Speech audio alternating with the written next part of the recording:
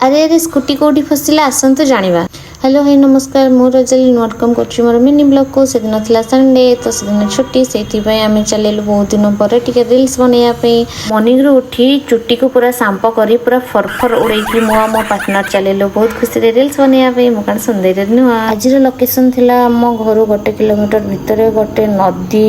place रे आम choose करूँ तो देखो रास्ता कम चलता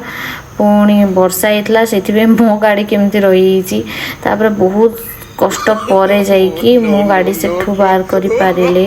पूरा 5 मिनिट संघर्ष पर फाइनाली मो गाड़ी टी से उद्धार कर देन पुणी आम चलू लोकेशन को फाइनाली किछ समय जावापर आम लोकेशन में पहुँची गलु मो लोकेशन व्यू आप सहित सेयार करदिन गोटे खरा थिला तो बहुत सुंदर ही व्यूज थिला पूरा रील्स रे समस्ते देखिथे बहुत सुंदर लगुला आम निज निज चॉइस समस्ते रील्स बने हठात रील्स करिया मझे सब कौन है कि बुझीपार नथिबे एक्चुअली से दिन आम सह कई कैमेरामैन नथिले सेथिबे आम स्टैंड रखी वीडियो करिया समय रे